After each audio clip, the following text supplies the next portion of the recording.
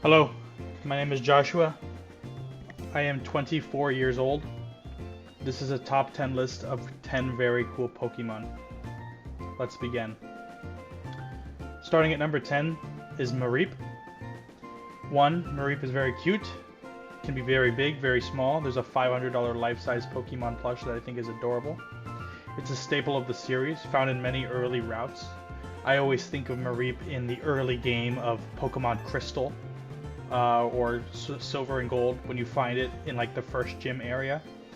In Black and White too, you can find it on that cute little ranch. I mean, it's an iconic Pokemon. Used it in Pokemon with Coliseum or Gale, like the Gale of Darkness, right?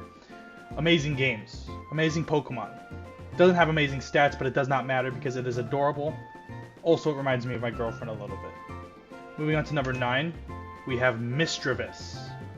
Misdreavus has always been a great ghost, the second ghost in the entire series, or second unique evolutionary line ghost type.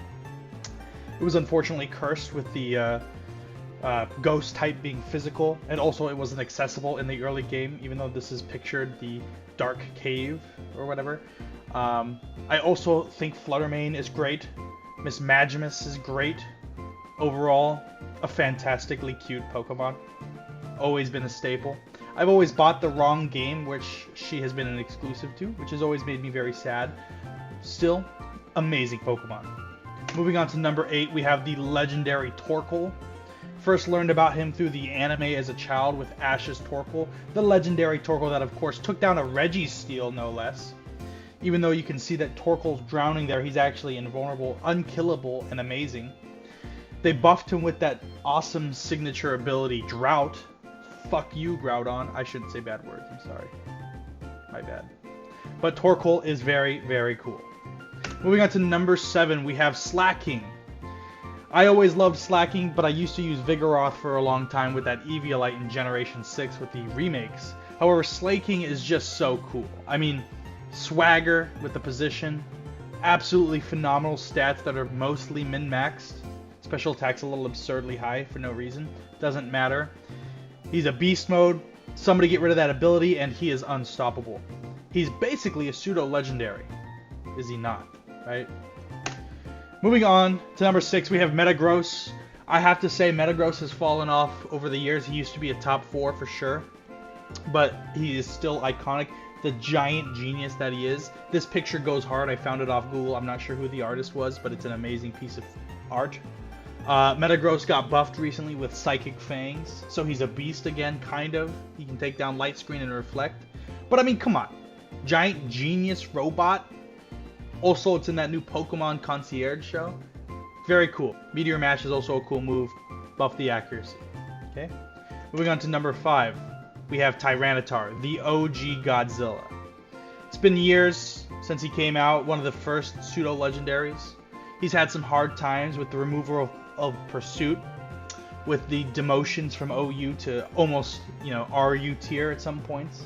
But hey, as long as we got knockoff, you cannot knock my boy off, okay? Also, no hate, but Iron Thorns is a false copy. It's not even close to cool. Fluttermane did it right, Iron Thorns did it wrong, okay? Nobody can copy Tyranitar's swag. He's basically Godzilla. Moving on to number 4, we have Glalie, one of my favorite ice types. I personally love ice types.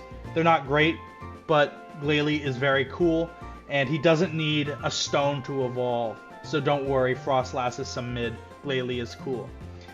I think that many people like to point out the fact that he's got 80 base stats and everything, and therefore, since he's not min-maxed, he's not good. But base stats are for nerds, and I'm not a nerd, okay? So you can do anything with Glalie. He's cool. He's absolutely cool. One of the coolest ice types ever.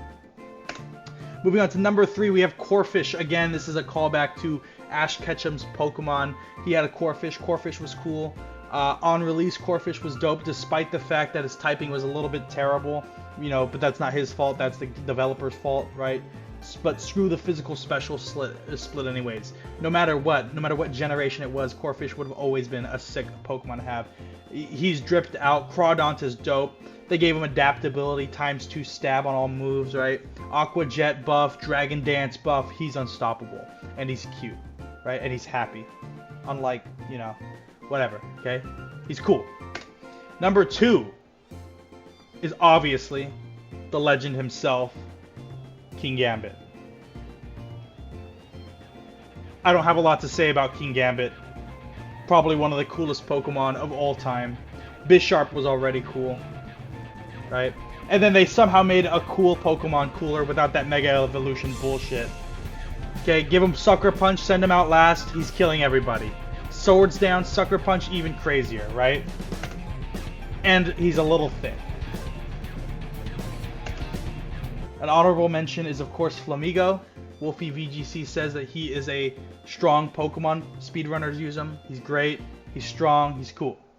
But of course, the last #1 Pokemon of all time is Dunsparce.